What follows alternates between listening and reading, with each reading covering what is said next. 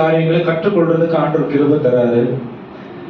இந்த கற்றுக்கொள்ளுகிற காரியம் எப்படி இருக்கு அப்படின்னா, அது பேசும் பொழுதும் வெறும் வசனத்தை ஆயத்தப்படுத்தும் பொழுது மட்டும் கிடையாது. வசனத்தை பேசும் பொழுதும் பரிசுத்த ஆவியானவர் முதல்ல என்ன உருவாக்குகிறதையும், இந்த வார்த்தை கேட்டு நாம் பிரயோஜனப்பட்டு நம்முடைய வாழ்க்கை தேவனாலே கட்டப்படுகிறதையும் நாம் பார்க்க முடியும். ஹல்லேலூயா சொல்லுங்க, ஹல்லேலூயா. போன வாரம் என்னுடைய நண்பர் இடத்துல பேசிட்டு இருந்தேன். 2 வாரத்துக்கு முன்னாடி. அவர் பல வருடங்கள் ஏதோ ஒரு சூழ்நிலையால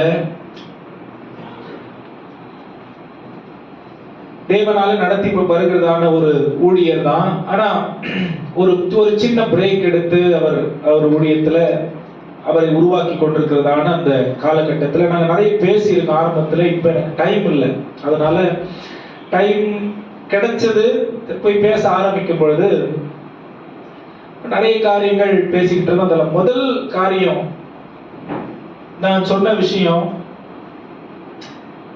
ஆண்டவருடைய வார்த்தை அதை அப்படியே நாம் நம்முடைய வாழ்க்கைக்கு அப்ளை பண்ணி அல்லது அப்படியே நம்முடைய வாழ்க்கைக்கு அதை பொருத்தி தேவன் சொல்லுகிற விதத்திலே நாம் வாழும்போது கிறிஸ்துவை நம்மளே நாம் வெளிப்படுத்த முடியும். அப்ப பேசிக்கிட்டே இருக்கும் பொழுது நிறைய காரியங்கள் வந்ததில் ஒரு முக்கியமான காரியம், ஆண்டவருடைய வார்த்தைய நம்முடைய வார்த்தையோடு இணைத்து நம்முடைய எண்ணத்தோடு, உணர்வோடு, ஆலோசனையோடு, நம்முடைய போக்கிற்கு அதை சம்மதப்படுத்தி நம்ம செயல்படுத்தும் பொழுது நிறைய நேரத்துல தேவனுடைய வார்த்தைக்கான கனம் குறைஞ்சு போயிருது. அப்ப அவர் சொல்லியிருக்காரு அப்படின்னா அவர் எப்படி வேணாலும் நம்ம இதை உபயோகப்படுத்திக்கலாம் அப்படிங்கிறதுக்காக சொல்லல. நாம் அவர் விருப்பத்தின்படி வாழ்வதற்காக இந்த உலகத்துல மற்ற எத்தனை ஆலோசனைகள், எத்தனை காரியங்கள் இருந்தாலும் அவருடைய நடத்துதல் மட்டும்தான் சிறப்பானது, அது மட்டும்தான் நிறைவானது, அது மட்டும்தான் ஆண்டவரை கண்டுபிடிக்கக்கூடிய ஒரு காரியமா இருக்கிறது என்று பேசும் பொழுது சில காரியங்கள் நாங்கள் அப்படியே யோசிச்சோம். ஆச்சரியப்படுத்துற மாதிரி நிறைய வார்த்தைகள் இருந்தது. ஏன் அப்படின்னா, சொந்த வார்த்தைகள்ல நிறைய உற்சாகப்படுத்துதல் இருந்தால், மோட்டிவேஷன் இருக்கும், வாழ்க்கையை கட்டி எழுப்புகிறதான அந்த அச்சாணின்னு சொல்றாங்கல்ல, அந்த ஸ்திரப்படுத்துகிற காரியம் தேவனுடைய வார்த்தையில தான் நமக்கு கிடைக்கிறது. ஆமென், ஹல்லேலூயா. ஆண்டவராகிய தேவன், ஆண்டவராகிய இயேசு கிறிஸ்துவை கொண்டு நம்முடைய வாழ்க்கையில செய்து வருகிற காரியம் எப்படிப்பட்டதா இருக்கிறது என்று குமாரனின் மனுஷ அவதாரத்தை குறித்து இந்த வாரத்துல கடந்த அநேக வாரமே பார்த்து கொண்டிருக்கோம். இந்த வாரமும் அதை குறித்து தான் நாம் பார்க்கிறோம். இயேசு கிறிஸ்துவால் நமக்கு கிடைத்திருக்கிறதான அதிகாரமும் வல்லமையும் என்ன அப்படிங்கறத இன்னைக்கு நாம் பார்க்க போகிறோம். ஹல்லேலூயா சொல்லுங்க, ஹல்லேலூயா. இயேசு கிறிஸ்துன்னு வரோம், ஆண்டவருடைய வார்த்தை கேட்கிறோம், அப்படியே போறோம் அப்படிங்கிறது கிடையாது. கிறிஸ்தவ வாழ்க்கை பாருங்க, வேதம் சொல்லுது, ஆண்டவர் எப்படியோ அப்படிதான் 1ஆம் அதிகாரம் 1-3 எபிரேயர்ல தான் நாம் பார்க்கிறோம். ஆண்டவராகிய இயேசு கிறிஸ்து பரலோகத்தின் பிதாவினுடைய தற்சுரூபமாய் இருக்கிறார். அவர் மட்டும்தான், அதாவது ஆண்டவர் எப்படியோ, பரலோக தேவன் எப்படியோ அதே மாதிரி இயேசு கிறிஸ்து. ஆமென். அப்ப இயேசு கிறிஸ்துவினுடைய மனுஷ பிறப்பு எதற்காக அப்படின்னா, 2 விஷயம் போன வாரம் சொன்னேன். நாம் பரலோக தேவன் எப்படிப்பட்டவராய் இருக்கிறார், என்ன எதிர்பார்க்கிறார் என்கிறத நாம் புரிந்து கொள்வதற்கும், மனுஷன் எப்படி தேவனுடைய தொடர்பினாலே அவன் இழந்து போனதை மறுபடியும் பெற்றுக்கொள்ள முடியும் என்பதை காண்பிப்பதற்காகவும் தான் இயேசு கிறிஸ்து நமக்காக பூமியிலே அனுப்பப்பட்டார், கொடுக்கப்பட்டார். ஹல்லேலூயா. அப்ப ரட்சிக்கப்பட்ட நமக்கு ஒரே ஒரு அதிகாரம் தான், ஒரே ஒரு ஆப்ஷன் தான். ஆமென். ஆப்ஷன் கூட கிடையாது, ஒரே ஒரு வழி தான், ஒரே ஒரு தீர்மானம் தான். என்னது? இயேசு கிறிஸ்து, அதாவது பரலோக தேவன் பூரணமாய் இயேசு கிறிஸ்துவால் வெளிப்பட்டார். ரட்சிக்கப்பட்ட நாம் பூரணமாய் இயேசு கிறிஸ்துவை வெளிப்படுத்த வேண்டும். ஹல்லேலூயா. இதுக்கு தான் பெரிய போராட்டம் இருக்கும். இதுக்கு தான் உலகம் உள்ளவரும், இதுக்கு தான் மனுஷங்க திசை திருப்பி விடுவாங்க. இதற்கு தான் கவனம் சிதறடிக்கப்படும். இதற்கு தான் உணர்வுகள் மாறும், சூழ்நிலைகள் மாறும். ஏன்னா பிசாசுக்கும் அதுதான் தேவை. நாம் இயேசுவை இந்த பூமியில் என்ன பண்ணக்கூடாது? வெளிப்படுத்த கூடாது அப்படிங்கறத பிசாசுக்கும் அதுதான் வேணும். அல்லேலூயா. ரோமர் 8:29. போன வாரம் இதெல்லாம் முடிச்ச நானு இதுல ஆரம்பிக்கலாம். ரோமர் 8:29 வேகமா வாசிங்க. தம்முடைய குமாரன் அநேக சகோதரர்களுக்குள்ளே கவனிங்க. தம்முடைய குமாரன் அநேக சகோதரர்களுக்குள்ளே முதற்பேர்வனாய் இருக்கும் பொருட்டு தேவன் எவர்களை முன்குறித்தாரோ அவர்களை தமது குமாரனுடைய சாயலுக்கு ஒப்பாய் அவர்களை தம்முடைய குமாரனுடைய சாயலுக்கு ஒப்பாய் இருப்பதற்கு முன்குறித்தார். எதற்காக ஆண்டவர் நம்மளை முன்குறித்திருக்காரு? எதற்காக நம்ம சர்ச்சுக்கு வரோம்? எதற்காக நாம கிறிஸ்தவர்கள் என்று இருக்கிறோம்? எதற்காக பைபிள் வாசிக்கிறோம்? எதற்காக ஜெபம் பண்றோம்? ஆமென். பக்கத்துல பார்த்து சொல்லுங்க. இதெல்லாம் இயேசுவை வெளிப்படுத்துறதுக்காக கிடையாது. அடிப்படையா கிறிஸ்தவங்க ஜெபம் பண்ணணும், பைபிள் வாசிக்கணும், ஆண்டவருக்காக வாழணும், பரிசுத்தமா இருக்கணும். ஆமென். இதெல்லாம் இயேசுவை வெளிப்படுத்துறாரு. ஆமென். சொல்லுங்க ஆமென். அப்ப பைபிள் எடுத்துட்டு வந்துறது ஒரு பெரிய விஷயமா நம்ம என்ன பண்ணக்கூடாது, நினைச்சிடக்கூடாது. இது அடிப்படை. கிறிஸ்தவங்களுக்கு இது நம்ம எப்படி 3 வேளை சாப்பிடுறோமோ, எப்படி டெய்லி குளிக்கிறோமோ, எப்படி நம்ம டெய்லி Dress சேஞ்ச் பண்றோமோ, அத போல இது அடிப்படை, இது பேசிக். நான் பைபிள் வாசிக்கல அப்படின்னா எனக்கு வேற அடையாளமே இல்லை. நான் கிறிஸ்தவன் சொல்லிக்கிறதுக்கு எனக்கு என்ன அடிப்படையே இல்ல. ஜெபம் பண்றேன், நான் ஜெபம் பண்றேன் அப்படின்னா அது பெரிய விஷயம் இல்ல. இது பேசிக். ஹல்லேலூயா.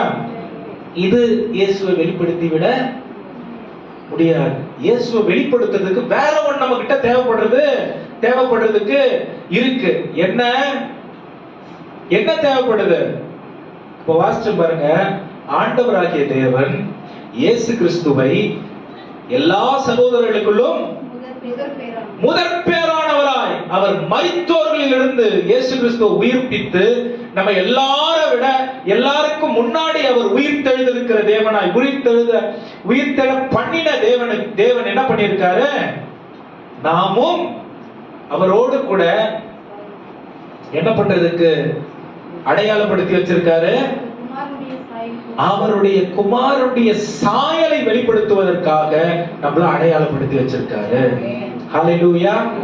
அப்ப பரலோக தேவனுடைய முழு சாயல் யாரு? இயேசு கிறிஸ்து. அதுதான் எபிரேயர் 1 2 3 சொல்லுது. The perfect representation, exact radiance of the Father was Jesus. ஆமென். அப்ப அதே போல உயிர்த்தெழப்பட்ட அல்லது மறுபடியும் பிறந்திருக்கிற, எல்லாரும் சொல்லுங்க, மறுபடியும் பிறந்திருக்கிற நீங்கள் நானும் மறுபடியும் பிறந்திருக்கிறவர்கள். எத்தனை பேர் நம்புறீங்க? நிக்கதேம் மாதிரி போயிடக்கூடாது. அது எப்படி மறுபடியும் நான் பிறக்கிறது? ஒரு முறை தானே பிறந்தேன், இவர் தானே எனக்கு அப்பா, இவங்க தானே எனக்கு அம்மா, அப்படி போயிடக்கூடாது. மறுபடியும் பிறந்திருக்கிறதுனால தான் இங்க உட்கார்ந்து இருக்கோம். இந்த பிறப்பு எப்படிப்பட்டதுன்னு சொல்ல போறேன் இன்னைக்கு நான். ஆமென். ரொம்ப முக்கியமான ஒரு விஷயம். இது நமக்கு தெரியாததுனாலதான் நிறைய நேரம் அப்படியே மதன்னு என்னமோ பண்றோம். ஏன் இப்படி பண்றோம் நமக்கும் தெரிய மாட்டேங்குது. நம்மள பாக்குறவங்களுக்கு நம்ம யாருன்னு அவங்களுக்கு தெரிய மாட்டேங்குது. அந்த மாதிரிதான் கிறிஸ்தவ வாழ்க்கை நினைச்சு வாழ்ந்துகிட்டு இருக்கோம். அது ஆண்டவருடைய சாயலை எப்படி இந்த உயிர்த்தெழப்பட்ட முதற்பேரான குமாரனாய், ஆமென், நம்முடைய சகோதரர்களில் முதற்பேரானவராய் அவருடைய சாயலுக்கு ஒப்பாய் நம்மையும் தேவன் எப்படி மாற்றி இருக்காருங்கிறத நம்ம தெரிந்து கொண்டாதான் நம்ம இந்த பைபிள் வாசிச்சிட்டோம், அவன் நிம்மதி ஆயிடுச்சு, ஜெபம் பண்ணிட்டோம், நிம்மதி ஆயிடுச்சு, அந்த லெவலை விட்டு அவருடைய சாயலை வெளிப்படுத்துகிற ஒரு உயர்வான இடத்திற்கு வருவோம். ஆமென். அதுக்குதான் ரட்சிக்கப்பட்டிருக்கிறது. நம்ம இயேசுவை இந்த பூமியில வெளிப்படுத்தி இருளில் உள்ளவர்கள் நம்மை இயேசுவை எப்படி கண்டார்களோ, அதாவது வேதத்தின்படி அறிந்தார்களோ, அதை நம்மில் காணும்படிக்கு தேவன் அழைத்திருக்கிறார். ஹல்லேலூயா. தொடர்ந்து வாசிங்க அந்த வசனத்தை. எவர்களை, இதெல்லாம் யாருடைய வேலை? போன வாரம் இதை கொஞ்சம் அதிகமாவே பேசிட்டோம். யாருடைய வேலை இதெல்லாம்? சர்ச்சுக்கு நான் வந்து உட்கார்ந்து இருக்கேன்னா நான் பெரிய தியாகம் பண்ணலாம் கிடையாது. அவர் முன்குறித்திருக்கிறதினாலே, அவர் தீர்மானித்திருக்கிறது. அவர் தீர்மானம். நான் உயிரோட வாழறது யார் தீர்மானம்? நிறைய விஷயங்கள் நம்ம கையில இல்ல பாருங்க. நிறைய நேரம் எல்லாம் ஆட்டி படுத்துறோம்னு நினைக்கிறோம். எல்லாமே நான் சொன்னா அது நடந்துடணும், நான் நினைச்சா அது வந்து செயல்பட்டுறணும் அப்படிங்கிற மாதிரி நினைக்கிறோம். ஆனா வேதத்தின்படி நம்ம பார்த்தோம்னா நிறைய விஷயம் நம்ம கையில கிடையாது. நிறைய விஷயம் நம்ம கையில கிடையாது. நீங்கள் நான் இந்த பூமியில பிறக்கிறது யார் கையில இல்ல? உங்க கையில, என் கையில இல்ல. இந்த அப்பா அம்மா இந்த வீட்டுல நம்ம பிறக்கணுங்கிறது நம்ம கையில, யார் கையில இல்ல? நம்ம கையில இல்ல. நம்ம ஏதோ ஒரு கட்டத்துல ரட்சிக்கப்படணுங்கிறது யார் கையில இல்ல? நம்ம கையில இல்ல. இந்த ஆலயத்துக்கு தான் வரணும் அப்படிங்கிறது யார் கையில இல்ல? ஒருவேளை நம்ம அப்படியே நம்ம, அதாவது பாஸ்டருக்கு ரொம்ப மனசு சந்தோஷம் கொடுக்கிற மாதிரி, ஐயா எத்தனையோ பேர் என்ன கூப்பிடுறாங்க ஐயா, ஆனா நான் இந்த சர்ச்சுக்கு தான் வரேன். உன் தலை விதி ஆண்டவர் உன்னை இங்க ஸ்தாபிச்சிருக்காரு. அவன் என்னமா பாஸ்டருக்கு நான் வந்து கிஃப்ட் கொடுக்கிற மாதிரி நான் எவ்வளோ கூப்பிட்டாங்க ஐயா. பாஸ்டர் வந்து ஐயோ இந்த புள்ள ரொம்ப உண்மையா இருக்குது. இது அடிப்படை. ஆமென். நான் எந்த ஊருக்கு போனாலும் எங்க அப்பா அம்மா பேர் நான் மாத்திக்க முடியாது, தெரியுமா? அதே மாதிரி நான் எங்க போனாலும் என்னை எங்க அவர் ஸ்தாபிச்சு வச்சிருக்காரு அதை என்னால மாத்திக்க முடியாது. நான் மாத்திக்கிறேன் அப்படின்னா நான் எந்த நிலையில இருக்கிறேங்கிறத நான் கொஞ்சம் ஆராய்ந்து பார்க்க வேண்டிய தேவை இருக்கிறது. இந்த சர்ச்சு மாறி மாறி மாறி போற ஜனம் மன்னிச்சுங்க, இது ரொம்ப முக்கியமான ஒரு சத்தியமா இருக்கு. இது எதுக்கு நான் சொல்றேங்கிறத நான் திரும்ப சொல்றேன். இந்த சர்ச்சு மாறி மாறி போறேன். இங்க நம்ம ஆட்களை இங்க ஒரு நாள், அங்க ஒரு நாள், அங்க ஒரு நாள், இங்க ஒரு, இது வந்து எதை குறிக்கிறது? அதாவது நம்ம தீர்மானிக்க முடியாத காரியங்களை தேவன் நமக்காக தீர்மானிச்சு வச்சிருக்கிற காரியங்களை நாம் மாற்றணும்னு நினைக்கிறதுனால அதனுடைய விளைவுகள் எவ்வளவு மோசமா இருக்கும்ங்கிறத நிறைய பேர் அனுபவிச்சுட்டு இருக்காங்க. நிறைய பேர் அனுபவிச்சுட்டு இருக்காங்க. இது தெரியாம ஆண்டவருக்காக நான் ஓடுகிறேன். எங்க ஓடுறீங்க? எவ்வளவு தூரம் ஓட முடியும்? அவர் சொல்றாரு, அமர்ந்து இருந்து நானே தேவன் என்று நான் ஓடி ஓடி என்ன பண்றேன். அவன் இப்ப வாசிங்க அந்த வசனத்தை இன்னும் தெளிவா புரியும். எவர்களை முன்குறித்தாரோ, அப்ப பாருங்க அவர் என்ன பண்றாரு? முன்குறிக்கிறாரு. அப்புறம் அவர்களை அழைக்கிறாரு. எவர்களை அழைத்தாரோ அவர்களை நீதிமான் ஆக்குறாரு. அவர்களை நீதிமான் ஆக்கினாரோ அவர்களை மகிமைப்படுத்துகிறாரு. இதெல்லாம் யார் செய்யுது? ஆண்டவரே செய்யறாரு. நம்ம கையில இல்ல. ஹல்லேலூயா. அப்ப அழைப்பு யார் கொடுத்தது? அதுல உண்மையா இருக்கணும். தெரிந்து கொள்ளுதல் யாருடையது? தேவன். அதுல உறுதியா இருக்கணும். ஹல்லேலூயா. அப்போ அப்புறம் அவர் வந்து வேற என்ன பண்ணிருக்காரு? யார் நம்மள நீதிமானாக்குறது? அதுல நம்ம வந்து உத்தமமா நடந்துக்கணும். யார் நம்மள மகிமைப்படுத்துறது? தாழ்மையா அதை ஏற்றுக்கொள்ளணும். ஹல்லேலூயா. இந்த புரிதல் நமக்கு சரியா வந்தாதான் தேவ சாயலையே நான் வெளிப்படுத்த முடியும். ஸ்டெப் 1, தேவ சாயலை நான் வெளிப்படுத்துறதுக்கு ரட்சிக்கப்பட்டுட்டா மட்டும் போதாது. இந்த ரட்சிப்பு என்னால உண்டானதல்ல, தேவன் எனக்கு கொடுத்திருக்கிறார் என்ற புரிதல் எனக்கு வரணும். அதுதான் நான் தேவனுக்கு அர்ப்பணிக்கிற அர்ப்பணிப்பு. அதுதான் கிறிஸ்தவத்தில் நான் கிறிஸ்துவுக்குள்ளே புது சிருஷ்டியாய் இருப்பதற்கு அடையாளம். ஆமென். இல்லன்னு வைங்களேன், நான் கிறிஸ்துவுக்குள் புது சிருஷ்டியா, 2 கொரிந்தியர் 5ஆம் அதிகாரம் 17ஆம் வசனம் தான் சொல்லுது, ஒருவன் கிறிஸ்துவுக்குள் இருந்தால் அவன் புது சிருஷ்டியாய். அப்ப பழையவைகள் அப்படின்னா என்னது? இந்த தேவனுடைய ஆளுகைக்கு கீழே வராதது, இந்த தேவனுடைய நடத்துதலுக்கு ஒப்பு கொடுக்காதது, இந்த தேவனுடைய தெரிந்து கொள்ளுதல்ல அலட்சியப்படுத்துறது, இந்த தேவனுடைய நீதிமான் ஆக்கப்படுகிற காரியத்தை உணராமல் இருக்கிறது, நாம் நினைக்கிற காரியங்களை தேவனுடைய ஆலயத்தில் அவருடைய ஆளுகைக்கு இருக்கிற காரியத்தை நம்ம மாற்றி அமைக்க நினைக்கிறது. இது எல்லாம் பழையவைகள். ஆமென். அப்ப கிறிஸ்துவுக்குள் இருந்தால் எது புதிதாகிறதுன்னு நம்ம பார்க்க போறோம். நிறைய காரியங்களை பார்க்க போறோம்னு சொல்றேன். டைம் தான் எனக்கு எப்படின்னு தெரியல. வாசிங்க. அப்ப இந்த காரியங்கள் எல்லாம் தேவனாலே நமக்கு ஏற்கனவே கொடுக்கப்பட்டிருக்கிறது. அப்ப கிறிஸ்தவர்கள் யாரு? பக்கத்துல பார்த்து சொல்லுங்க. தேவனாலே முன்குறிக்கப்பட்டவர்கள். பக்கத்துல பார்த்து சொல்லணும். இங்க இது தெரியலன்னு வைங்களேன், வேற எதுவும் தெரியாது. ஃபர்ஸ்ட் ஸ்டெப்பே வந்து எத்தனை வருஷம் நம்ம கிறிஸ்தவர்களா இருக்கிறோம்? ஃபர்ஸ்ட் ஸ்டெப் இப்போ கேள்வியா இருக்குல்ல, ஃபர்ஸ்ட் ஸ்டெப் எடுத்து வச்சிருக்குமா தெரியலையோ? ஐயோ இத்தனை வருஷம். தேவன் நம்மை அதாவது முன்குறித்தல் யாருடையது? பக்கத்துல பார்த்து சொல்லுங்க. அவர் தான் நம்மளை முன்குறிச்சாரு, அவர் தான் நம்மளை தெரிந்து கொண்டாரு, அவர் தான் நம்மளை அழைச்சிருக்காரு, அவர் தான் நம்மளை வைத்திருக்காரு. ஆமென். அவர் தான் நம்மளை நீதிமானாக்கி இருக்காரு. அவர் தான் நம்மளை என்ன பண்றாரு? உங்களுக்கு வர எல்லா உயர்வும் அவர் மனசுல இருக்குங்க. ஆமென். உங்களை இவங்க பரிசுத்தவான் அப்படிங்கறத யார் தான் அப்ரூவ் பண்ணணும்? யார் தான் உறுதிப்படுத்தணும்? அவர் தான் படுத்தணும். அப்ப எந்த ஒரு தைரியத்துல நம்ம வந்து எனக்கு எல்லாம் தெரியும் அப்படிங்கிற நிலைக்கு வர முடியுது? இதை நம்ம எங்க இருந்து பார்க்கணும்னா, இயேசு கிறிஸ்து எல்லாம் அறிந்திருந்த தேவனா இருந்தும் பரலோகத்தில் இருந்த அதாவது திருத்துவ தேவன்ல இரண்டாவது நபரா இருந்து எல்லாவற்றையும் உருவாக்கினவரா இருந்தாலும் பூமிக்கு வந்த பொழுது என்ன பண்ணாருன்னா, இனி அதாவது என்ன சொல்றாருன்னா, நான் பிதாவின் சித்தத்தையே செய்ய வந்திருக்கிறேன் அன்றி வேற ஒன்னையும் அவர் சொல்றதை மட்டும் தான் நான் செய்ய வந்திருக்கிறேன்.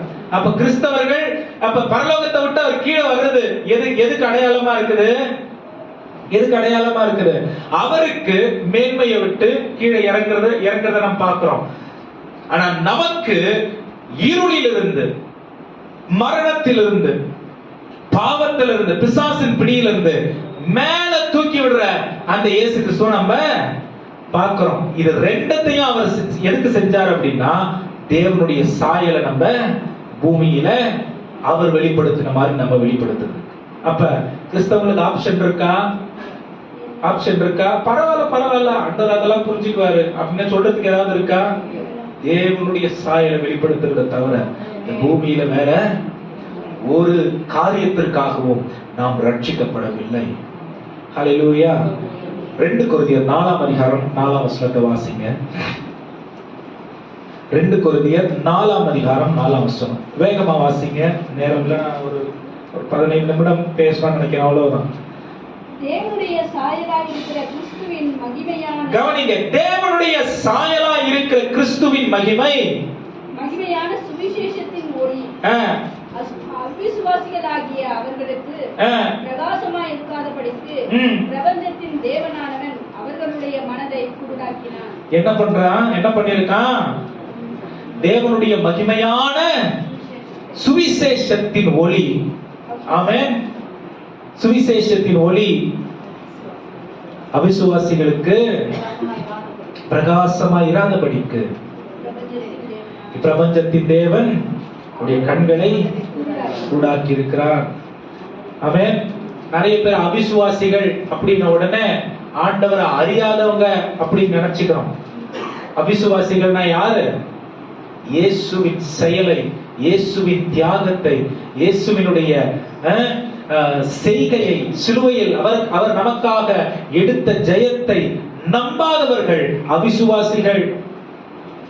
ஆமென். அதை கவனித்து எண்ணி பார்க்காதவர்கள் அவிசுவாசிகள். அவர்களுக்கு தேவனுடைய வார்த்தை, சுவிசேஷத்தின் ஒளி எப்படிப்பட்டதா இருக்கா? இப்பிரபஞ்சத்தின் அதிபதியானவன் அவருடைய மனதை குருடாக்கி வைத்திருக்கிறான். இயேசு கிறிஸ்து என்ன பண்றாரு? ஜீவனை கொடுக்க வந்த யோவான் 10:10 அதை பரிபூரணமாய் கொடுக்க வந்தன்னு சொல்றாரு. பிசாசு என்ன பண்றான்? நம்முடைய மனதை குருடாக்கி தேவன் நமக்காய் வைத்திருக்கிற காரியங்களை புரிந்து கொள்ள முடியாமல் அவன் நம்மை வழிவிலக பண்ணுகிறான். நல்ல கவனிங்க. இந்த 2 வசனத்திற்கும் ஒரு ஒப்பனையை நான் சொல்றேன். ரோமர் 8ஆம் அதிகாரம் 29ஆம் வசனம் சொல்லுது, ஆண்டவர் அழைத்தார், திட்டமிட்டார், இயேசுவை அனுப்பினார், நமக்காக அவரை மரிக்க ஒப்பு கொடுத்தார், 3ஆம் நாள் உயர்த்தினார். அவர் வாக்கு பண்ணினபடியே பரிசுத்த ஆவியானவரையும் நமக்காக அனுப்பினார். பரிசுத்த ஆவியானவரை மட்டும் நமக்கு அனுப்பி விடல, பரிசுத்த ஆவியானவராலே நாம் நடத்தப்படுவதற்கு நம்முடைய கரங்கள்ல வேத புத்தகத்தை தேவன் கொடுத்திருக்கிறார். அந்த வேத புத்தகத்தின் வெளிப்பாடுகளை நாம் புரிந்து கொள்ள நம்மை தேவன் சபையில் வைத்திருக்கிறார். சபையிலே நம்மை வழிநடத்துவதற்காக தேவன் போதகரை நம் மீது ஏற்படுத்தியிருக்கிறார். தேவன் ஏன் இந்த காரியத்தெல்லாம் செய்தார் தெரியுமா? அவரை போல நம்ம அவரை போல மாற்றுவதற்காக. ஹல்லேலூயா. நம்மை அவரை போல. அப்ப ஒரு பெரிதான நோக்கம் நம்முடைய வாழ்க்கையில தேவன் வைத்திருக்கிறதுனாலதான் அவரை போல நாம் மாற வேண்டும் என்று அவர் விரும்புகிற தேவனாய் இருக்கிறார். ஹல்லேலூயா. ஆண்டவர் சும்மா அடைச்சு சபையில அப்படியே இருந்துருங்க அப்படிங்கிறதுக்காக ஆண்டவர் என்ன பண்ணல, அடைக்கல. ஒரு பெரிதான நோக்கம் ஆண்டவர் நம்முடைய வாழ்க்கையிலே வைத்திருக்கிறார். ஆமென். என்ன நோக்கமா இருக்கும் அப்படின்னு போயிடாதீங்க. அவர் நல்ல தேவனா இருக்கிறார், நல்ல நோக்கத்தை நம்முடைய வாழ்க்கையில வைத்திருக்கிறார். இந்த நோக்கத்தை நாம் நம்புகிறவர்களாய் இருக்க வேண்டும். ஹல்லேலூயா. ஆண்டவருடைய நோக்கத்தை நம்ம என்ன பண்றவங்களா இருக்கணும்? விசுவாசித்து அவரை பூரணமாய் நம்புகிறவர்களாய் இருக்க வேண்டும். ஹல்லேலூயா.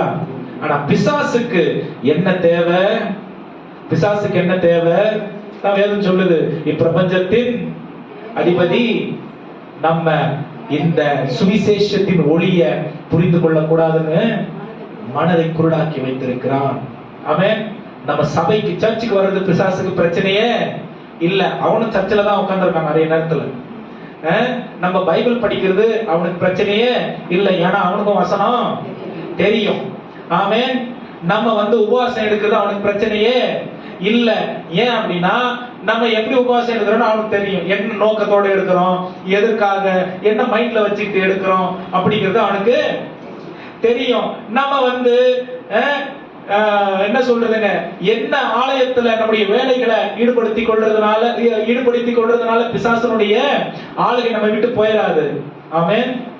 பிசாசு எதை தடை பண்றான்னா, இந்த சத்திய வசனத்தினுடைய வெளிப்பாடுகளை நாம் புரிந்து கொள்ள கூடாது என்கிற அந்த குருடாக்கி வைத்திருக்கிற அந்த நிலைமைய மாறி நாம் புதிய சிருஷ்டியா இருந்து கிறிஸ்துவினுடைய பார்வையில உலகத்தையும் மற்ற காரியங்களையும் பார்த்து விடக்கூடாது என்கிறதுல ஜாக்கிரதையா நம்ம ஆண்டவர்கிட்ட நெருங்காம இருக்கிறத பார்த்துக்கணும்.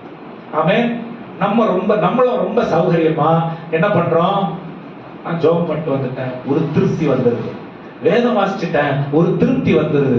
ஆலயத்துல கஷ்டப்பட்டு ஒரு வேலையை செஞ்சுட்டேன், யாரும் இல்ல நான் செஞ்சுட்டேன், ஒரு திருப்தி வந்துருது. பைபிள் என்ன சொல்லுதுன்னா, இது மனதின் it's a spiritual blindness that God's word is talking about. இது ஆவிக்குரிய என்ன சொல்றதுங்க, கண்கள் மறைக்கப்பட்டிருக்கிற காரியங்களை வேதம் பேசிக் கொண்டிருக்கிறது. ஆமென். அப்ப மேலோட்டமான காரியங்கள் நாம் திருப்தி அடைந்து விடாதபடிக்கு தேவ சாயலுக்கு ஒப்பா இருக்கிற நமக்கு தேவன் வேண்டியதை அல்லது காட்ட வேண்டிய காரியங்களை நம்ம காட்டணும்னு ஆண்டவர் எதிர்பார்க்கிறார். நிறைய பேரு இந்த சுவிசேஷத்தின் வல்லமையை புரிந்து கொள்ள கூடாது என்ற பிசாசுனுடைய வலையில விழுந்துட்டாங்க. ஆமென். அதனாலதான் சுவிசேஷத்தை அறிவிக்கிறதுக்கு முன்னாடி சாட்சியாய் இருக்க வேண்டும் என்கிறத நிறைய விசுவாசிகள் என்ன பண்றதில்ல, புரிந்து கொள்ள முடியறதில்ல. ஹல்லேலூயா. இன்னும் சில ஆட்களுக்கு ஆண்டவர் எப்படிப்பட்டவரா இருக்கிற ஆண்டவருடைய சாயல் அப்படின்னா, கேஜிஎஃப்ல நான் சின்ன பையனா இருக்கும்பொழுது டெய்லி ஆட்டோக்கு வெளியில நிற்பேன். ஹாஸ்டல்ல இருந்து வெளியில மெயின் ரோட்டுக்கு ஆட்டோக்கு நிக்கணும். அங்க ஒரு பாஸ்டர் நினைக்கிறேன், அவரு ஒரு பெரிய முடி, நல்ல கூட பெரிய முடி விட்டுட்டு, தாடி பெரிய தாடி வச்சு, பேண்ட் நல்ல கூட மேல இன் பண்ணிட்டு, சைக்கிள்ல போயிட்டு, டெய்லி சைக்கிள் வருவார். நான் வெளியில நிக்கும் போது இவர் சைக்கிள்ல டெய்லி வருவார். எனக்கு என்னன்னா, இவரை பார்த்துட்டா ஏசப்பாவா நீ பார்த்துட்டேன் அப்படிங்கிற மாதிரி. நிறைய பேர் அந்த மாதிரி தான் இயேசு கிறிஸ்துவ வந்து யோசிச்சு வச்சுட்டு இருக்காங்க பாருங்க. ஆமென். அவங்க வீட்டுக்கு ஒரு நாள் நான் போனேன். அதாவது நம்ம ரோடு தாண்டி கொஞ்ச தூரம் அவங்க வீட்டுக்கு போனா போட்டோ எல்லாம் ஏசப்பா மாதிரியே எடுத்து வச்சிருக்காங்க. இப்படி கையை இப்படி வச்சு அவன் அந்த மலை மேல ஜெபம் பண்ற மாதிரியும் இதே மாதிரி போட்டோ. அதாவது தேவனுடைய சாயலுங்கிறது வெளி தோற்றம். பக்கத்துல பார்த்து சொல்லுங்க, வெளி தோற்றம் இல்ல. ஆமென். தேவனுடைய சாயலுங்கிறது வெளி தோற்றம். அவர் மாதிரி ட்ரெஸ் பண்ணி, அவரை மாதிரி தாடி வளர்த்து, அவரை மாதிரி முடி வளர்த்து, ஆமென், அவர் பிதாவின் சாயலை வெளிப்படுத்தினாரு. நம்ம எந்த சாயலை வெளிப்படுத்துறோம்? ஒரு வசனம் வாசிக்கலாம், வாசிக்கல. அந்த அந்த தெரிந்த வசனம் தான் 2 கொரிந்தியர் 5:17. 2 கொரிந்தியர் 5:17. இப்படி இருக்க ஒருவன் கிறிஸ்துவுக்குள் இருந்தால், ஒருவன் கிறிஸ்து எப்படி இருக்க? ஓகே, ஒருவன் கிறிஸ்துவுக்குள் இருந்தால் அவன் புது சிருஷ்டியா இருக்கிறான், பழையவைகள் ஒழிந்து போயின, எல்லாம். இந்த புதுசு எங்க வருது தெரியுமா? இப்படி வெளிய தாடி வளர்த்துக்கிறது, முடி வளர்த்துக்கிறதுல இல்ல. எதுல வருது தெரியுமா? வாசிங்க 16வது வசனம். கிறிஸ்துவினுடைய அன்பு எங்களை நெருக்கி ஏவுகிறது. ஏனென்றால் எல்லாருக்காகவும் ஒருவரே மரித்திருக்க எல்லாரும் மரித்தார்கள் என்றும், பிழைத்திருக்கிறவர்கள் இனி தங்களுக்கென்று பிழைத்திராமல் தங்களுக்காக மரித்து எழுந்தவருக்கென்று பிழைத்திருக்கும்படி அவர் எல்லாருக்காகவும் மரித்தார் என்று நிதானிக்கிறோம். 2 கொரிந்தியர் 5:16. கவனிங்க, ஆகையால் இன்று முதற்கொண்டு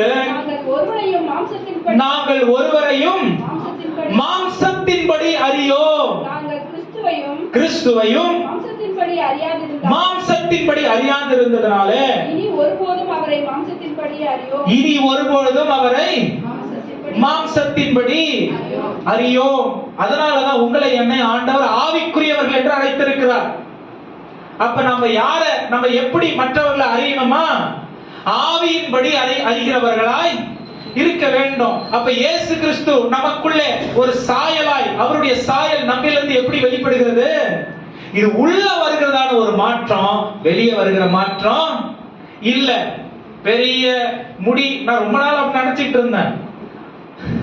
அப்புறம் பார்த்தா டீ கடையில ஒரு நாள் டீ கடையில உட்காந்து பஜ்ஜி சாப்பிட்டு இஷ்டத்துக்கும் பேசுறாரு, என்னமோ பேசுறாரு. நானும் மழைக்கு ஒதுங்கி நிக்கிறோம். அப்ப யோசிச்சேன், இயேசு கிறிஸ்து நினைச்சு இவ்வளவு நாள் டெய்லி ஒரு பாட்டுனா சாமி பார்த்த மாதிரி நினைச்சிட்டு இருந்தோம். சின்ன பையன். ஏன் நான் இதை சொல்றேன் அப்படின்னா, மனுஷனை வெளிப்புறமா அவர்களுடைய கிரியைகளை வைத்து நாம் மாம்சத்தின்படி இயேசுவை இனி அறிகிறது இல்ல. மனுஷனை வச்சு அப்படி பார்க்கிறது இல்ல. பைபிள் சொல்லுது, இயேசுவினாலே நாம் ஒருவரையும் மாம்சத்தின்படி அறியாதபடிக்கு இந்த புது சிருஷ்டி ஆவியின்படி ஒவ்வொருவரையும் அறிகிறவர்களாய் நம்மை மாற்றி விடுகிறது. ஆமென். அப்ப ஆவிக்குள் இருக்கிறவர்கள் எப்படிப்பட்டவர்களாய் இருப்பார்கள்? சொல்லுங்க, ஆவிக்குள் இருக்கிறவர்கள் எப்படிப்பட்டவர்களாய் இருப்பார்கள்? எபேசியர் 2ஆம் அதிகாரம் 8ஆம் வசனம் வாசிங்க. எபேசியர் 2:8 இருந்து 10 வாசிங்க. வேகமா வாசிங்க. கிருபையினாலே விசுவாசத்தை கொண்டு நல்ல கவனிங்க, இது உங்களால் உண்டானதல்ல, இது தேவனுடைய ஈவு.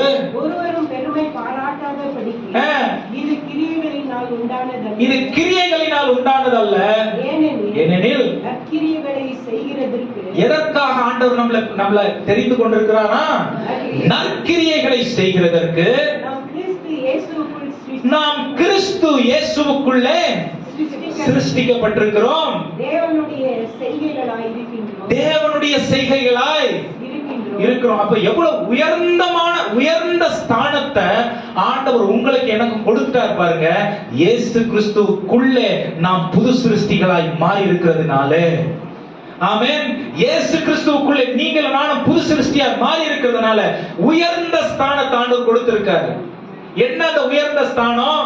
பரலோகத்தையும் அதன் முழு காரியங்களையும் பிதாவாகிய தேவன் எப்படி ஆளுகை செய்து அவருடைய வல்லமை எப்படிப்பட்டதா இருக்கிறது என்று குமாரன் மூலம் காண்பித்திருக்கிறாரோ, ஆமென், மரணத்தை வென்று பிசாசை ஜெயித்து நம்முடைய வாழ்க்கையை விடுவித்து பாவத்திலிருந்து நம்மை மீட்டெடுத்த இயேசுவை நாம் அவருடைய சாயலாய் இந்த பூமியிலே வெளிப்பட்டு வாழ வேண்டும் என்கிற ஒரு உயர்ந்த ஸ்தானத்தாண்டவர் நமக்கு கொடுத்திருக்கிறார். ஹல்லேலூயா. இது கிரியை, இந்த மனுஷன் நம்ம கிரியைகளினாலே வருகிறது ஒன்று இல்ல. ஆமென். புரியுதுங்களா? நான் சொல்ற கனெக்ஷன் புரியுதா உங்களுக்கு? ஆண்டவர் எவ்வளவு ஒரு உன்னதமான உயர்வான எண்ணத்தை உங்க மேலையும் என் மேலையும் வச்சிருந்தா அவரே எல்லாத்தையும் நமக்காக செய்திருக்கிறாருங்க. அப்ப கிறிஸ்துவுக்குள் இருக்கிற நாம், புது சிருஷ்டியா இருக்கிறவர்கள், ஆண்டவர் எதிர்பார்க்கிற ஒரே ஒரு காரியம், பழச விட்டுட்டு அவர் நம்மள எப்படி நடத்தணும்னு விரும்புறாரோ பூரணமா அவருடைய கரங்களை ஒப்பு கொடுக்கிறது நிமித்தம் பரலோக தேவனுடைய ஆளுகையை பூமியிலே நாம் வெளிப்படுத்தி வாழ்கிறவர்களாய் இருக்கிறோம், மாறிவிடுகிறோம். ஹல்லேலூயா. ஒரு பூரண சிந்தையில ஒரு மாற்றம், இருதயத்தில் ஒரு மாற்றம், வாழ்க்கையில் ஒரு மாற்றம், பேச்சில் ஒரு மாற்றம், நடக்கையில் ஒரு மாற்றம். இந்த மாற்றம் எதனால் வருகிறதுனா கிறிஸ்துவுக்குள் நாம் இருக்கிறதினாலே வருகிறது. ஹல்லேலூயா. நல்ல சத்தமா சொல்லுங்க. ஹல்லேலூயா. இந்த கிறிஸ்துவுக்குள்ளே ஆண்டவர் எப்படி நம்மள என்னவா மாற்றி இருக்கிறாருங்கிறத பார்க்கலாம். எபேசியர் 3:14 எபேசியர் 3:14 இருந்து வாசிக்கலாம். நாம் பரலோகத்திலும் பூலோகத்திலும் உள்ள, கவனிங்க, நாம் பரலோகத்திலும் பூலோகத்திலும் உள்ள முழு குடும்பத்தாரும் நாமக்காரராகிய நம்முடைய கர்த்தராகிய இயேசு கிறிஸ்துவினுடைய பிதாவை நோக்கி முழங்கால் படியிட்டு, நீங்கள் அவருடைய ஆவியினாலே உள்ளான மனுஷனில் வல்லமையாய் செயல்படவும் விசுவாசத்தினாலே கிறிஸ்து உங்கள் இருதயங்களில் வாசமாய் இருக்கவும், நீங்கள் அன்பினாலே வேரூன்றி நிலை பெற்றவர்களாகி சகல பரிசுத்தவான்களோடு கூட கிறிஸ்துவனுடைய அன்பின் அகலமும் நீளமும் ஆழமும் உயரம் இன்னதென்று உணர்ந்து அறிவு கெட்டாத அந்த அன்பை அறிந்து கொள்ள வல்லவர்களாகவும் தேவனுடைய சகல பரிபூரணத்தினால் நிரப்பப்படவும் அவர் தமது மகிமையினுடைய ஐஸ்வர்யத்தின்படி உங்களுக்கு அனுகிரகம் பண்ண வேண்டும் என்று வேண்டிக் கொள்கிறேன். ஆமென். ஹல்லேலூயா. தெளிவா இருக்கு. நம்ம தேவனுடைய எதற்காக இயேசு கிறிஸ்து நம்மை பிரித்தெடுத்திருக்கிறார், தெரிந்து கொண்டிருக்கிறார். நம்ம வாசிச்சோம் பாருங்க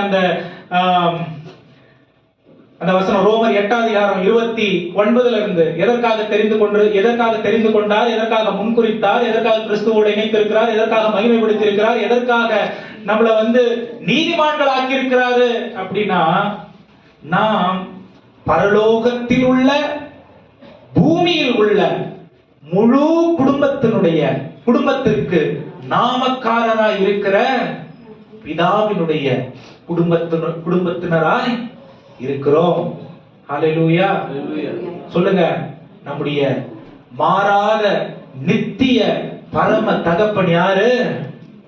சொல்லுங்க, யாரு? ஆண்டவராகிய தேவன். ஒரு ஜபத்தை ஏறெடுக்கிறது எப்படி ஏறெடுக்கணும்னு சொல்லி பவுல் கத்துக் கொடுக்கிறாரு. எவ்வளவுதான் அவர் அழகா சொல்லிட்டு போயிடலாம். இயேசு கிறிஸ்துவனுடைய தகப்பனாகிய பிதா அப்படின்னு சொல்லிட்டு போறலாம். அவர் சொல்றாரு, இல்ல, நாம் அவருடைய குடும்பத்தில் இயேசு கிறிஸ்துவனுடைய தியாகத்தினாலே இணைக்கப்பட்டிருக்கிறோம். எவ்வளவு ஒரு மேலான ஒரு அந்தஸ்து. மறுபடியும் பாருங்க, மேலான ஒரு அந்தஸ்து.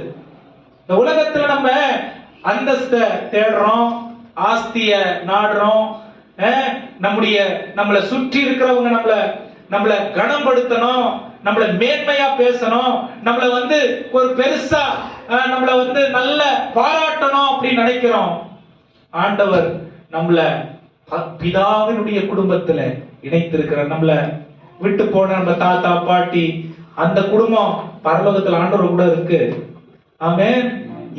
அங்க பாதி குடும்பம் இருக்கு, இங்க பாதி குடும்பம் நம்ம இங்க இருக்கிறோம். ஆனா எல்லாருக்கும் ஒரே தகப்பன், நம்முடைய சர்வ வல்லமை உள்ள தேவன். ஆமென். இந்த தேவனுடைய குடும்பம் எப்படி இணைக்கப்பட்டிருக்கிற குடும்பமா இருக்கான்? அன்பினால் இணைக்கப்பட்ட குடும்பமா இருக்கிறதா? ஆமென். அன்புக்கு தகுதி இல்லாதவர்கள் நம்ம. இல்லைங்களா? இல்லைங்களா? நம்ம கிட்ட இருக்கிற குறைவுகளை, நம்மளை சுற்றி இருக்கிற காரியங்களை நம்ம பார்க்கும் பொழுது அந்த அன்புக்கு நமக்கு பெற்றுக்கொள்வதற்கு தகுதி இல்லை. அவருடைய தீர்மானத்தினாலே அவர் நமக்காக பூமிக்கு தன்னுடைய குமாரனை தந்தருளி அவரை மரணத்திற்கு ஒப்பு கொடுப்பதின் மூலம் இவ்வளவாய் நம்மில் அன்பு கூர்ந்திருக்கிறார் என்று நமக்கு காண்பித்திருக்கிற தேவனாய் இருக்கிறார். ஹல்லேலூயா. இந்த பரலோக தேவனுடைய குடும்பத்தில் உள்ளவர்கள் நீங்களும் நானும். ஆமென். அப்ப இந்த ஐக்கியத்தை வெளிப்படுத்துகிறவர்களாய் இருக்க வேண்டும், ஒற்றுமையை வெளிப்படுத்துகிறவர்களா இருக்க வேண்டும், அன்பை வெளிப்படுத்துகிறவர்களா இருக்க வேண்டும், சகோதரத்துவத்தை வெளிப்படுத்துகிறவர்களாய் இருக்க வேண்டும். இயேசு கிறிஸ்துவோடு கூட நம்மள சகோதரர் என்று தேவன் ஒப்பிட்டு பேசுகிறாருங்க.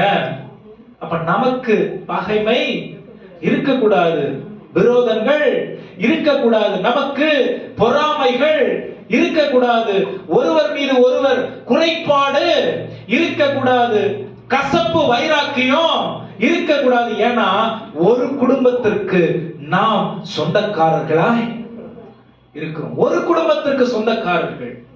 ஹல்லேலூயா. எப்பவுமே குடும்பத்திற்கு நம்ம கொடுக்கிறோமா இல்ல குடும்பத்துல இருந்து நம்ம எடுத்துக்கிறோமா? சொல்லுங்க. குடும்பத்திற்கு நம்ம கொடுக்கிறோமா, குடும்பத்துல இருந்து நம்ம என்ன பண்றோம், எடுத்துக்கிறோமா? சொல்லுங்களேன். என்ன பண்றோம்? கொடுக்கிறவர்களா இருக்கிறோம். ஏன்? அது நம்ம குடும்பம். என்ன கொடுக்கிறோம்? நம்ம நேரத்தை கொடுக்கிறோம். நேரத்தை கொடுக்கிறோமா? கொடுக்கிறோமா இல்லையா? போனுக்கு நேரத்தை கொடுக்கிறோமா, குடும்பத்துக்கு நேரத்தை கொடுக்கிறோமா, நண்பர்களுக்கு நேரத்தை கொடுக்கிறோமா, குடும்பத்திற்கு, வேலைக்கு நேரத்தை கொடுக்கிறோமா, குடும்பத்திற்கா? ஆமென். சரி, இந்த காலம் வந்து it's a fast moving world.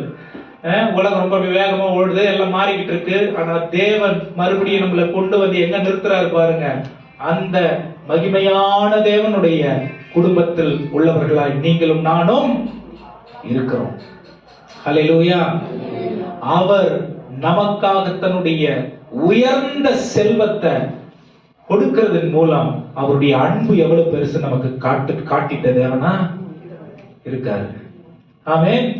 அதற்கு கைமாறா இல்ல, அதற்கு நன்றியா எப்படி அந்த குடும்பத்திற்கு நாம் நன்மையை சேர்க்கிறவர்களாய் இருக்க போகிறோம் என்பதையும் தேவன் நமக்கு என்ன பண்ணாரு பாருங்க. அவர் வந்து வெறும் இயேசு கிறிஸ்துவுக்கு மட்டும் கொடுக்கல, இயேசு கிறிஸ்துவ மட்டும் நமக்கு கொடுக்கல, என்னெல்லாம் கொடுத்திருக்காரு?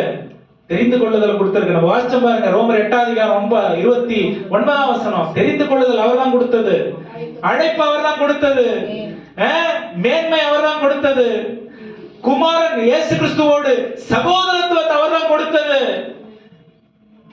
நீதிமான அதாவது நீதி அவர் தான் கொடுத்தது, கனத்தை அவர் தான் கொடுத்தது. எல்லாவற்றையும் நமக்காக கொடுத்துட்டு ஒன்னே ஒண்ணு கேட்கிறாரு, என்ன இந்த பூமியில வெளிப்படுத்தி வாழ்ந்திருப்பா? ஆமென். உன்கிட்ட நான் எதையுமே கேட்கல, என்ன இந்த பூமியில வெளிப்படுத்தி வாழ்ந்துரு. ஆமென். இயேசு கிறிஸ்து சொல்றாரு, நான் என்னுடையவைகளை நிறைவேற்றிக் கொள்ள வரல. ஒரு இடத்துல சொல்றாரு, நிறைவேற்றிக் கொள்ள வரல, நான் பிதாவை வெளிப்படுத்தும்படிக்கு, பரலோக ராஜ்யத்தை காண்பிக்கும்படிக்கு வந்திருக்கிறேன்னு சொல்லி. ஹல்லேலூயா. இப்ப நீங்களும் நானும் என்னெல்லாம் செய்யறோமோ எல்லாம் அவருடைய சாயலுக்கு ஒப்பாய் இருக்க வேண்டும் என்று வேதம் நமக்கு சொல்லி கொடுக்கிறது. இது மட்டும் நமக்கு கொடுக்கல, ஆண்டவர் என்னெல்லாம் கொடுத்திருக்காரு. இந்த விசுவாசியினுடைய அதிகாரத்தை நான் சொல்லிக்கிட்டு இருக்கேன். ஆமென். என்னெல்லாம் கொடுத்திருக்காருங்கிறத பாருங்க. மார்க் 16:25 2 வசனத்தை சொல்லி நான் முடிக்க விரும்புகிறேன். மார்க்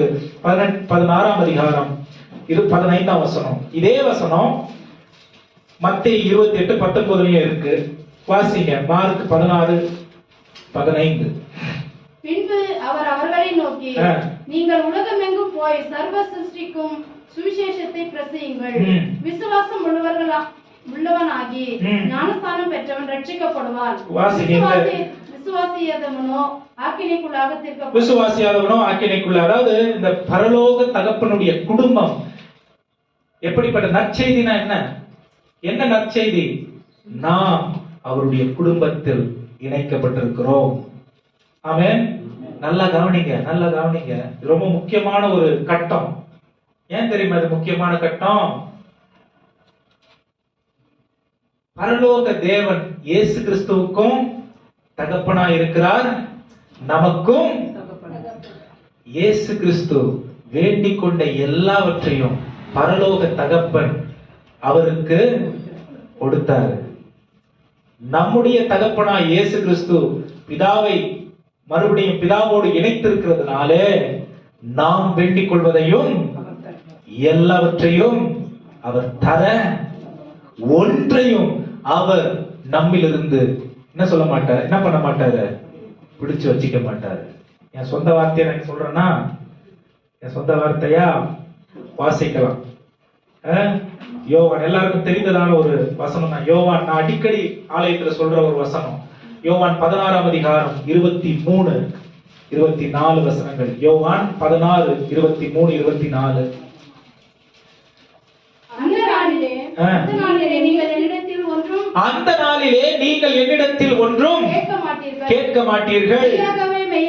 மெய்யாகவே மெய்யாகவே நான் உங்களுக்கு சொல்லுகிறேன், நீங்கள் என்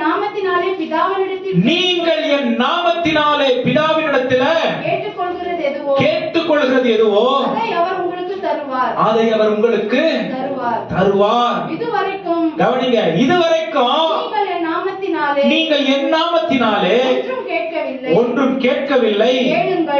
அப்பொழுது உங்கள் சந்தோஷம் நிறைவாய் இருக்கும். கேளுங்கள், அப்பொழுது உங்களுடைய சந்தோஷம் நிறைவாய் இருக்கும்படி பெற்றுக்கொள்வீர்கள். ஹல்லேலூயா. இதை நம்ம தொடர்புபடுத்தி பார்க்க முடியுமா? இந்த வசனங்கள் எல்லாம் நீங்க மறுபடியும் வரிசையா வாசிச்சு பாருங்க. முடிஞ்ச வீட்டுல எழுதி பாருங்க. இந்த வசனத்தை எழுதி, இந்த வசனம் இதை சொல்லுது, இந்த வசனம் இதை சொல்லுது, எழுதி பாருங்க. உங்களுக்கு ஆண்டவர் எப்படி அழகா வழி நடத்துறாருங்கிறது புரியும். ஆமென். என்ன சொல்றாரு? இதுவரைக்கும் நீங்க என்னிடத்துல ஒன்றும் கேட்கவில்லை. அண்ணா என்ன கொடுக்கிறார் அவரு? அவருடைய நாமத்தினாலே அவர் நமக்காக செய்த எல்லா அதிகாரத்தையும் நமக்கு. நல்ல கவனிங்க, ஆண்டவராகிய தேவன் இந்த அதிகாரத்தை அவர் பூமியில பெறல. ஆமென். அவர் ஏற்கனவே அவருடைய வார்த்தையினாலே வானத்தையும் பூமியையும் படைத்து அவர் என்ன சொல்லுகிறாரோ அது நிறைவேறுகிற இடத்துல தான் இயேசு கிறிஸ்து இருந்தார். ஆமென். அவர் பூமிக்கு அதிகாரத்தை பெறல. ஆமென். ஆனா அவருக்கு அந்த அதிகாரம் ஆமென் இருக்கிறது என்று காண்பிக்கிறதுக்காக வரல பூமிக்கு. பூமிக்கு எனக்கு கொடுக்கப்பட்டிருக்கிற எல்லா அதிகாரமும் உங்களுக்கு நானே கொடுத்திருக்கிறேன். இதை நீங்க என்னுடைய உயிர்த்தெழுதலின் நிமித்தம் பிதாவுக்கு நேரடி தொடர்புள்ளவர்களாய் மாறிவிட்டு இருக்கிறீர்கள். இந்த ஒரு உறவினாலே அவர்கிட்டே நீங்க நேரா கேட்கலாம். அவர் உங்களுக்கு வேண்டிய எல்லாவற்றையும் அருள்கிற தேவனாய் இருக்கிறார். ஆனா என் நாமத்தினாலே கேட்கிற எல்லாத்தையும் எப்படி கொடுப்பாராம்? நிறைவாய் கொடுக்கிற தேவனாய் இருக்கிறார். ஹல்லேலூயா. நல்ல சத்தமா சொல்லுங்க ஹல்லேலூயா. சொல்லுங்க ஹல்லேலூயா. நிறைய நேரம் நம்ம அதிகாரத்தை நம்ம பயன்படுத்த பயப்படுறோம். ஏன் அப்படின்னா நம்ம எந்த குடும்பத்தை சேர்ந்தவங்கிறது நல்ல சில நேரம் புரிய மாட்டேங்குது. ஹல்லேலூயா. நிறைய நேரம் இப்ப நான் அப்படியே சுமன் தலைமையில கை வச்ச தம்பி இயேசுவின் நாமத்துல அப்படின்னு நான் சொன்னேன்னா என் வாயில இருந்து வர இந்த சத்தத்தினால அவனுக்கு ஒரு மாற்றம் வந்துறது இல்ல. இயேசுவின் நாமத்தில் இருக்கிற அதிகாரத்தை நான் அவன் மீது சொல்லுகிறதுனால தேவன் அவனுக்கு வைத்திருக்கிற ஆசீர்வாதங்களை அவன் சந்தோஷம் நிறைவடைவதற்கு கொடுக்க வல்லவராய் இருக்கிறார். ஹல்லேலூயா. இங்க ஒண்ணும் இல்ல, பரலோகத்தின் பிள்ளைகளாய் நாம் இருக்கிறோம் என்கிறத உணர்கிறதினாலே, விசுவாசிக்கிறதினாலே, தேவனுடைய குடும்பத்திலிருந்து நாம் அவரை அப்பா பிதாவை என்று அழைக்கிறதுனாலே அவர் நமக்கு எல்லாவற்றையும் அன்பினால் இயேசு கிறிஸ்துவின் மூலம் தந்திருக்கிறதுனாலே கேளுங்கள், உங்கள் சந்தோஷம் நிறைவாய் இருக்கும்படி பெற்றுக்கொள்வீர்கள் என்று. ஹல்லேலூயா. இந்த அதிகாரம் நமக்கு எப்படி கிடைச்சது? இந்த அதிகாரத்தை இயேசு கிறிஸ்து தான் கொடுத்தார். மத்தேயு 28:19 வாசிங்க. மத்தேயு 28:19. ஆகையால் நீங்கள் புறப்பட்டு போய் சகல நீங்கள் புறப்பட்டு போய் சகல ஜாதிகளையும் சீஷராக்கி பிதா குமாரன் பரிசுத்த ஆவியின் நாமத்தினாலே வாசிங்க. பிதா குமாரன் பரிசுத்த ஆவியின் நாமத்தினாலே அவர்களுக்கு ஞானஸ்தானம் கொடுத்து நான் உங்களுக்கு கட்டளையிட்ட யாவையும் அவர்கள் கைக்கொள்ளும்படி அவர்களுக்கு உபதேசம் பண்ணுங்கள். இதோ உலகத்தின் முடிவு பரந்தையும் சகல நாட்களிலும் நான் உங்களுடனே கூட இருக்கிறேன் என்றார். ஆமென். அப்ப இந்த அதிகாரம் இயேசு கிறிஸ்து நமக்கு இலவசமாய் கொடுத்திருக்கிறார். இது யாருக்கு கிடைக்கிற அதிகாரம்? 2 கொரிந்தியர் 5:17 படி ஒருவன் கிறிஸ்துவுக்குள் இருந்தால் அவன் புது சிருஷ்டியாய் இருக்கிறான். ஒருவன் ஆவியில் எல்லாவற்றையும் பார்க்கிறதுனாலே, கிறிஸ்துவையும் ஆவியில் நாம் காண்கிறதுனாலே, மாம்சத்தில் காணாததுனாலே இந்த ஒரு புதிய ஒரு மாற்றம் நம்முடைய வாழ்க்கையில் கிடைக்கிறது. இன்னொரு விதத்துல சொல்லணும்னா 2 நாளாகமம் 3:14 வாசிங்க. 2 நாளாகமம் 3:14 இந்த அதிகாரம் யாருக்கு கிடைக்கும் யாருக்கு கிடைக்காதுன்னு மறுபடியும் இன்னொரு வசனத்துல நான் வாசிக்க முடியும். 2 நாளாகமம் 7:14 எல்லாருக்கும் தெரிஞ்ச வசனம் தானே இது, வாசிங்க. என் நாமம் தரிக்கப்பட்ட என் ஜனங்கள், இப்ப அவருடைய நாமமுடையவர்களாய் நாம் இருக்கிறோம். ஏன்னா அவர் குடும்பத்தின் பிள்ளைகளா இருக்கிறோம். அவருடைய நாமத்தில் என்ன இருக்கு? வல்லமை இருக்கு. அவருடைய நடத்துதல்ல அல்லது அவர் நமக்கு கொடுத்திருக்கிற அந்த விடுதலையில நமக்கு ஆசீர்வாதம் இருக்கு, நிறைவு இருக்கு, எல்லாம் இருக்கு. ஆனால் அவர் எதிர்பார்க்கிற காரியம் என்ன தெரியுமா? உலகத்தோடு ஒட்டி வாழாத. அவர் எதிர்பார்க்கிற காரியம் என்ன தெரியுமா? ஏன் சாயலும் உலக சாயலும் உனக்குள்ள ஒரே நேரத்துல இருக்க முடியாது, இருக்க கூடாது. ஆமென். அப்ப என் நாமம் தரிக்கப்பட்ட என் ஜனம் எப்படிப்பட்டவர்களா இருக்கணுமா? தங்களை தாழ்த்துகிறவர்களா இருக்க வேண்டும். ஆமென். நல்லா கவனிங்க. தாழ்த்தலனா ஆளுகைக்குள்ள வர முடியாது. ஆமென். அவருடைய ஆளுகைக்குள்ள வரலன்னா அவருடைய பிள்ளை என்ற ஸ்தானத்தை நான் புரிஞ்சுக்கலன்னு அர்த்தம். அவருடைய பிள்ளைன்ற ஸ்தானத்தை நான் புரிஞ்சுக்கலன்னா பிள்ளைங்கிற அதிகாரம் எனக்கு கிடைக்கலன்னு அர்த்தம். பிள்ளைங்கிற அதிகாரத்துல நான் அவரிடத்துல வேண்டிக் கொள்ளனா என்னுடைய வேண்டுதல் கேட்கப்படாது. ஹல்லேலூயா. அப்ப நான் இத்தனை வருஷம் அவருக்காக வாழ்ந்தது விருதாவாய் போயிடும். ஆமென். அப்ப என்னை நான் தாழ்த்தி அப்புறம் ஜெபம் பண்ணி என் முகத்தை தேடி என்ன பண்ணுமா? கான்ஸ்டன்ட்டா எப்பவுமே ஆண்டவரே அப்படின்னு அவருடைய முகத்தை தேடுகிறவர்களாய். ஆண்டவர் எங்க தொலைஞ்சிட்டு இல்ல, அவருடைய முகத்தை தேடுறதுனா keeping him in the prioritized place. அவர்தான் முக்கியம், அவர்தான் எல்லாங்கிற ஒரு இடத்துல எப்பொழுதும் நம்முடைய வாழ்க்கையில அவரை சிங்காசனத்தில் அமர்த்துவதுதான் அவருடைய முகத்தை தேடுவது. ஹல்லேலூயா. அவர்தான் எல்லாங்கிறது அவருடைய முகத்தை தேடுவது. அப்புறம் என்ன பண்ணணுமா? பொல்லாத வழிகளை. அப்ப அவர் உள்ள இருந்தா உலகம் உள்ள இருக்க கூடாது. கிறிஸ்துவுக்குள் இருந்தால் பழையவைகள் ஒழிஞ்சு போயிடணும், எல்லாம் புதுசு உள்ள வந்துடணும். ஆமென். எது புதுசு?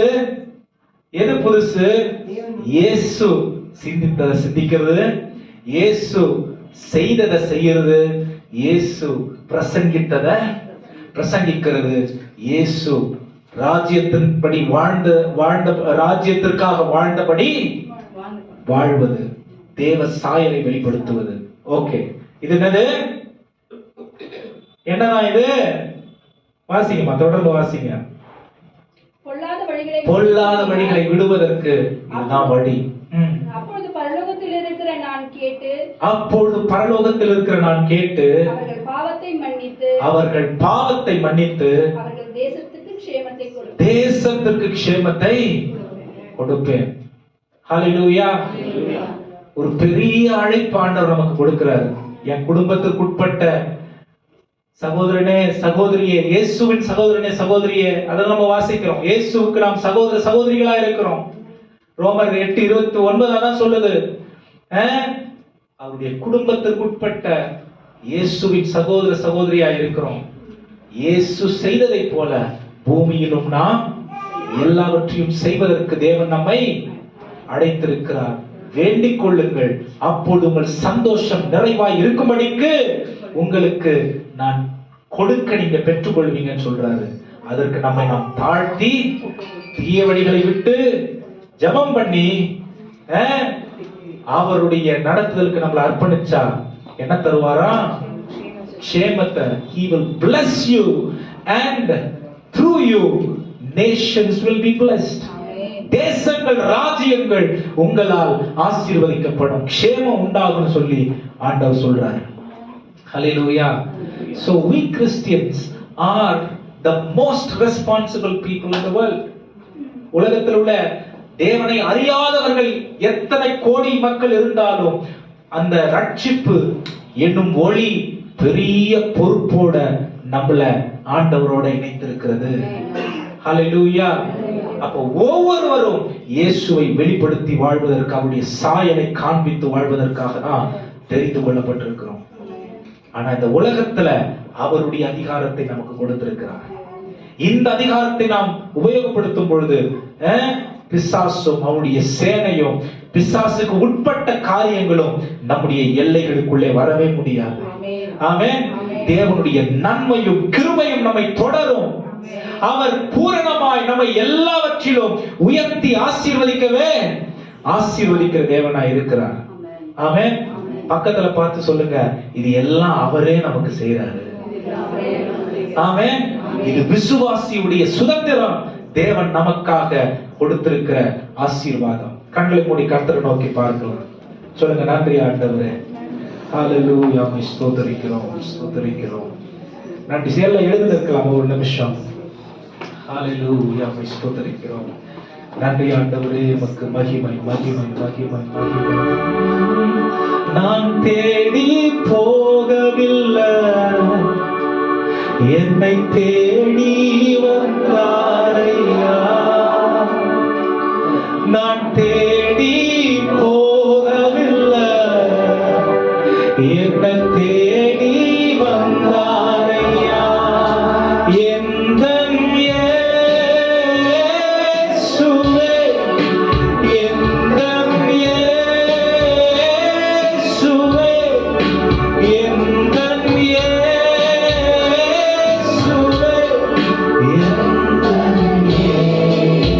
சொல்லுங்க இந்த வார்த்தை, இந்த நாமத்தை அறிக்கை செய்து, இயேசுவே, எந்தன் இயேசுவே, எந்தன் இயேசுவே, எந்தன் இயேசுவே. தங்கத்தை கேட்கவில்லை, வைரத்தை கேட்கவில்லை, உள்ளத்தை கேட்டார் அதை புதிதாக்கும்படிக்கு. ஆஸ்தியை கேட்கவில்லை, அந்தஸ்தை கேட்கவில்லை, உள்ளத்தை கேட்டாரையா. ஒப்பு கொடுத்து உணர்வுள்ளவர்களாய் தங்கத்தை கேட்கவில்லை, அர்ப்பணித்து சொல்லுங்க, ஆண்டவரே நன்றி உள்ளவர்களோடு உங்களுடைய குடும்பத்தில் எங்களை இணைச்சிருக்கிறீங்களா ஆண்டவரே? உங்களுடைய ஆளுகை எங்கள் மீது வைத்திருக்கிறீங்களா ஆண்டவரே? உங்களுடைய விடுதலை எங்களுக்கு கொடுத்திருக்கிறீங்க, கிறிஸ்துவை சகோதரனா எங்களுக்கு தந்திருக்கிறீங்க. சொல்லுங்க, என்னை தேடி வந்தாரையா. நான் தேடி போகவில்லை, என்னை தேடி வந்தாரை. எந்த இயேசு, எந்த இயேசுவே. நன்றியோடு நம் நாமத்தை அறிக்கை செய்து ஜெயமுள்ளவர்களாய் நடத்திவிட்டு நாம் கடந்து போகிறோம்.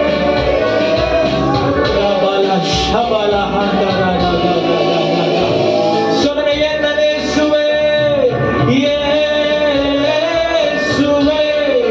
எந்த இயேசுவே, எந்த இயேசுவே, எந்த இயேசுவே. நல்ல தகப்பனே, இந்த காலை வரைக்கும் நன்றி செலுத்துகிறோம். எத்தனை நன்மை எங்களுடைய வாழ்க்கையில் நீர் சேர்த்து ஆண்டவரே பூரணமாய் கொடுத்திருக்கிற தேவனாய் இருக்கிறேன். இயேசு கிறிஸ்துவின் மூலம் எங்களுக்காக நாங்கள் ஆண்டவரை இழந்த ஆசீர்வாதங்களை எல்லாம் அப்பா உம்முடைய இரக்கத்தின்படி பூரணமாய் தந்திருக்கிறபடினாலே உமக்கு நன்றி செலுத்துகிறோம். அதை ஆண்டவரை நிறைவாய் நாங்கள் சுதந்தரித்துக் கொண்டு உம்முடைய சாயலை இந்த பூமியிலே நாங்கள் வெளிப்படுத்தி வாழ எங்களை நீர் தெரிந்து கொண்டு எங்களை முன்குறித்து எங்களை அழைத்து எங்களை ஆண்டவரே இயேசுவோடு சகோதரனாய் மாற்றி எங்களை நீதிமான்களாக்கி எங்களை மகிமைப்படுத்தி இருக்கிற தயவுக்காக நன்றி செலுத்துகிறோம்.